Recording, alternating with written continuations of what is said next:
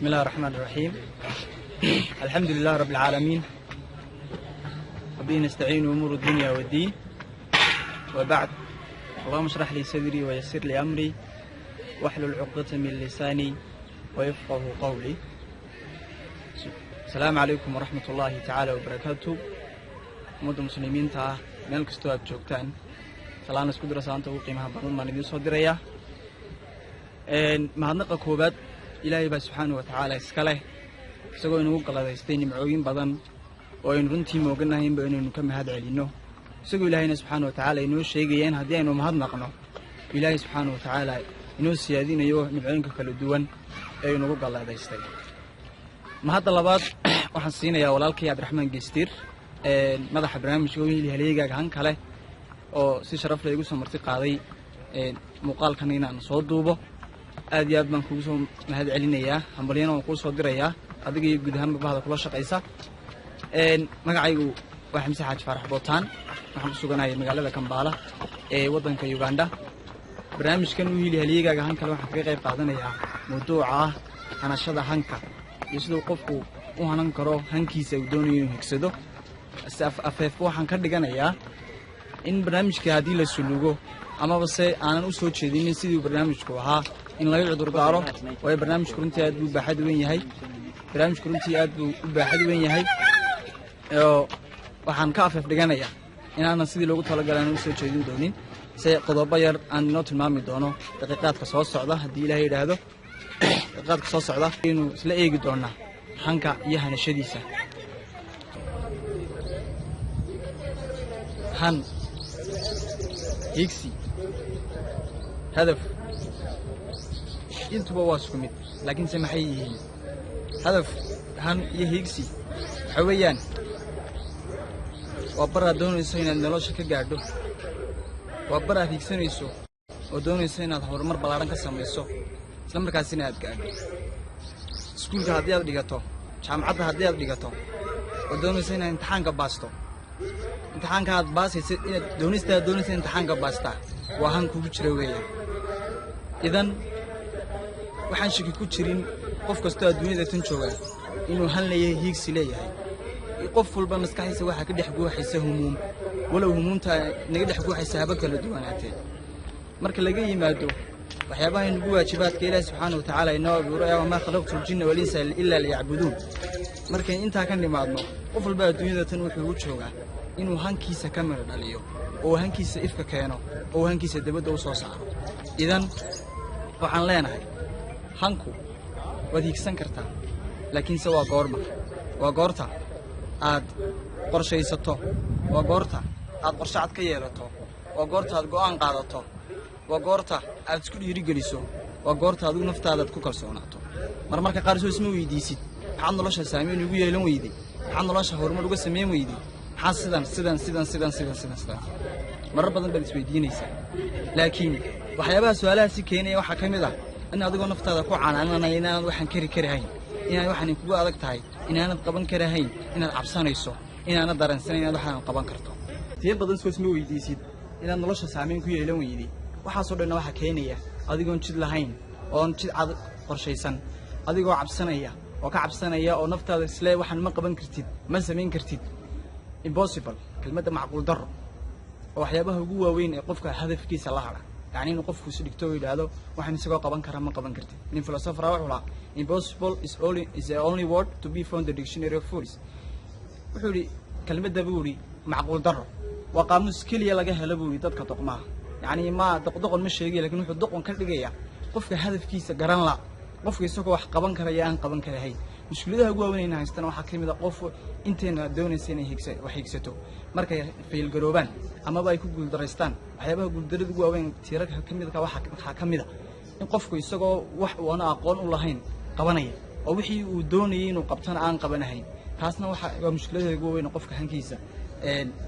hoos u dhigi kara. karti darro ayaduna ka mid a in kula hadha runtii inaad naftaada canaanato, inaad dadka kale kugu xeeran aad canaanato. haddaba waxaan leenahay markaad su-aalahaasi ka gudubto, iminka diyaar baad u tahay haddaba inaad hankaagii aad u soo jeegsato ood higsato. maxaad haddaba samayn karaysaa mar haddii aad su-aalahaasi xumaa aan wanaagsanayn naftaada ku lahayd ma qaban kartid, ma awoodid, waxaan ma samayn kartid mar iyo macquul daro marka iska ilowday haata tan diyaar baad tahay in hankaaga aad qorshaysato guri markaan doonayo inaan tago Cabdiraxmaan Geestir gurigiisa markaan doonayo inaan tago wadaan maraya wadada aan maraya hadii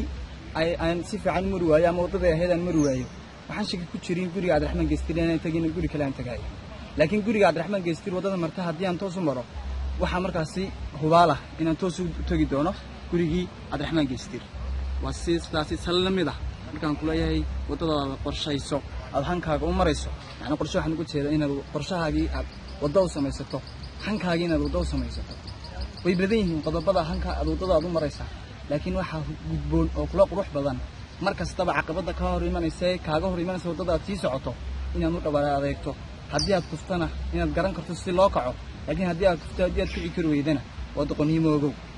waxaan shaki ku jirin qof kastoo muslima ama qof kastoo aadlaadan adduunka tan ku kulmay markuu soconayo markuu hurdo markuu fadhiyo markuu cunayo intaba inuu fikirayo intaba inuu mustaqbal oo darasayo mustaqbal dhisayo oday Soomaaliyeed baa lagu yiri war awciisa markaad wadada marayso maxaad kula hadashaa markaas si war dadku hoos la wada hadlaanay si anigu waan qashiyo wuxuu tilmaamayaa awciisa ama uu inoo sheegaya in qof kastaaba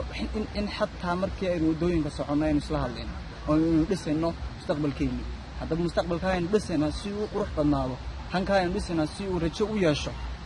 talaabooyinka qaadaysa waxa kamid ah ugu horeyn in Ilaahay subhanahu wa ta'ala tala saarato oo Ilaahay isku xidho Ilaahay markaad isku xidho qadin ma ya rabbi waa isaga inoo sheegay wuxuu leeyahay fayda asanta fatawakkal ala Allah idan wadada koobaad halkaad ka bilaabayso han qod tala saarashada Ilaahay tala saaranayso labaad waxaad ka dhigaysaa inaad u naftaada aad aqoonsan tahay intaan cid kale u gudbinin naftaada intaan cid kale u gudbin inaad u naftaada aad aqoonsan tahay oo aad wax qaban karayso inaad isku sheegto naftaada oo oran karayso yes waan karaya waan qabanaya waa macquul halka waan ka boodi karaa waan qaban karaa waa macquul taas ayaa loo baahan yahay markaas inaad naftaada ku qanayso laakiinse inaad naftaada hoos u dhigto oo kala haraysa ayaa ugu go'aan inaad yeelataa waa qayb kamid ah wadooyinka aad u marayso hanka yani waxaan ka go'an tahay inaad gaadho maanta aniga waxa xamsa hadii iga go'an tahay imtixaanka jaamacadda inaan baaso waa inaan u dadaalaa waa inaan iga go'naato imtixaankaas aan u baasi lahaa ilo inaan baasa laakiin haddaan idhaahdo imtixaankan baasaya igama go'na mana dadaalayo waxay la mid tahay in anigu cid ka haysan idan go'aan yeelo oo go'aankaad yeelanaysa ha noqdo mid mustaqbalkaaga iyo hankaaga ku rajay qodobka kale waxa kamid inaad ka shaqeyso wadada marayso hankaaga marayso inaad ka shaqeyso way wada cad noqoto waa in meel ku jiro waa ka gudbi kartaa caqabadaha aad ka gudbi kartaa qodobadeena ay kamid tahay inaad caqabadaha aad soo dhaaftay anaga hore u eegin way haddii aad hore u tahay isqoomameynaysa laakiin haddii aad soo intaay caqabad kastoo kula soo diristay markaad kustay inaad kacday inay darsi iyo 10 ay ku noqotay taasna waa mid kamid ah sababaha guushaada ku gaari karto inaan dib u eegin caqabadihi soo gaaray intaasi ina badan oo kale markaad diyaarsato isla hesho inta kadib waxa ku baxaya oo ku ifaya guulo kamid ah guulihii hankaaga daaqad yar baa ayaad ka arki doontaa iftiinka iyo udgoonka hankaagii aad higsanaysay marka waxaas oo dhan ku gudubto waxaan ku soo gabagabeynayaa runtii waan ku dheeraaday shan riix ka badan ma imaan talagelin waxaan ku soo gabagabeynayaa adduunyada tan waxaan macquul ahayn inuu jiro wayartahay haddii aanay jirin waxaan macquul ahayn nolosha haddii aad doonayso inaad macno ku yeelato oo macno u samayso oo nolosha saameyn ku yeelato waa inaad hadaf cad lahaato iyo ujeeddo cad iyo qorshe cad oo doonayso inaad nolosha kaga noqoto dadka macnaha iyo saameynta u yeelato hankaaga inaad hanatana adiga isku haya inaad hanan kari weydana adiga isku haya marnaba ha ka sugin qof kale ama qof shisheeye inuu hankaaga ku hano ama hankaaga gaarsiiyo laakiin cidda hankiisa ama hankeeda hanan kartaa waxaad ogaataa in adiga tahay hankaagana dariiqaas baad ku hanan karaysaa inuu sheegnay iyo dariiqooyin kale oo badan oo aynaan sheeginba markastana waxa qurux badan inaad dhanka wanaagsan wax ka eegto waxa qurux badan in qaamuuskaaga halgankaaga nololeed ku jira inaad ka saarto kelmadaha ma qaban karo ama macquul daro ma samayn karo nafteeda waxay ma awoodo waa inaad ku bedesho waan samayn karaa waa macquul waan qaban karaa kartideedii baana leeyahay waxaan noo rajaynayaa cid kastoo hami leh in Ilaahay subhanahu wa ta'ala hamigiisa uu siiyo laakiin hamigaaga ugu weyn mar walba waa inuu ahaado hamiga aakhiro iyo hamiga ka warwarayso maalinka aan maanta ahayn sababta ay nabiyadeenna calayhi salaatu wasalaam markasta uu hamigooga u ahaa hami aakhiro taas bay inana waxa wanaagsan markasta hamigeenu inuu la xidhiidho hamiga ambiyada oo uu noqdo hamigeenu weyn aakhirana nabiyadeenna calayhi salaatu wasalaam waa kii ku ducaysanayay allahuma laa tajcal iddunya akbara hami ilaahay waa dunyada tan ha ka yeelin hamigeyga ugu horaysa hamigaaga ugu weyni markuu aakhiro noqdona inta kale ilaahay baa kaaga filnaan doona oo si dhib yar hanankaaga kale iyo higseedaada kalena ku gaadhi kartaa marka ilaahay subxaanahu watacaala isku xidho idan ugu dambayntii waxaan leeyahay qof walba adigaas ku haya hankaaga u dadaal u samir u dhabar adeeg caqabad kastoo kula soo diristana waad ka gudbi kartaa isku taxalluuji inaad ka gudbi karto waxaan intaa kaga gudbayaa mawduucii